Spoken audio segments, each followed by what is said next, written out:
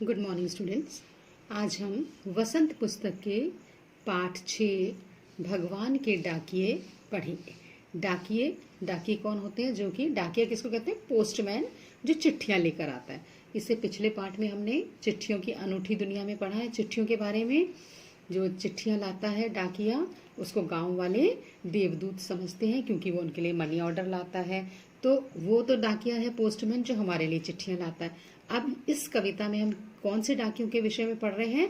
जो कि भगवान के डाकिए हैं। इस कविता के लेखक हैं रामधारी सिंह दिनकर।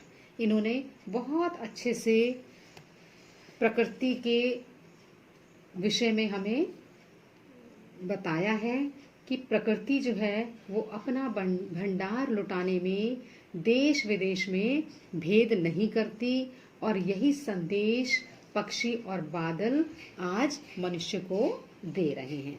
देखिए कविता, पक्षी और बादल ये भगवान के डाकिए हैं, जो एक महादेश से दूसरे महादेश को जाते हैं।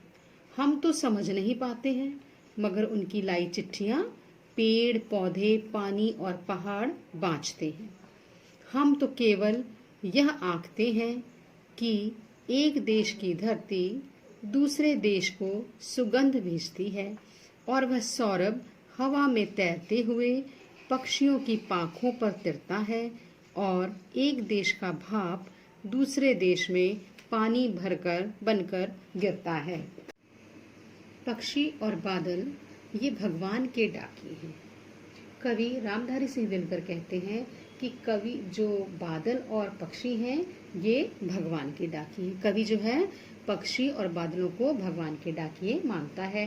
कवि कहते हैं कि आकाश में उड़ते पक्षी और बादल भगवान का संदेश लेकर आए डाकिए हैं। वो ऐसे डाकिए हैं जो कि भगवान का संदेश लेकर आते हैं, और जो एक महादेश से दूसरे महादेश को जाते हैं, जो एक देश से दूसरे देश को उड़ते रहते हैं। हम तो समझ नहीं पाते, और इन डाकियों का संदेश, किन डाकियों का?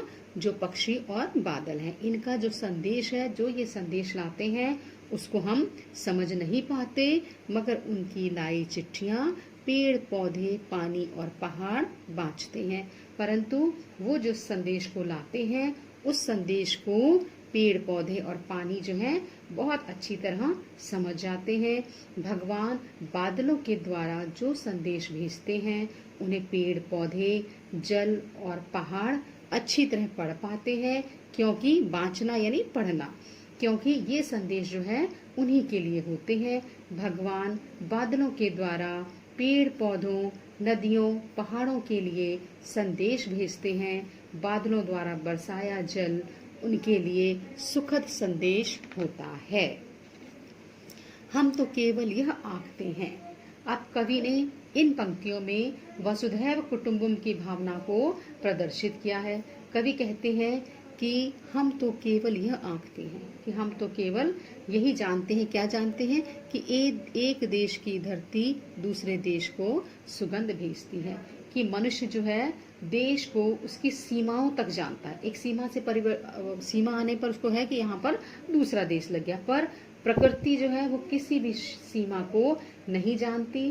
वह अपना वरदान सभी को देती है, और वह सौरभ हवा में तैरते हुए, सौरभ यानी खुशबू, सुगंध, तैरते हुए पक्षियों की पांखों पर तिरता है, और जो वो सुगंध है वो किसी भी बंधन को नहीं मानती, एक देश से दूसरे देश पर उड़ जाती है। कैसे?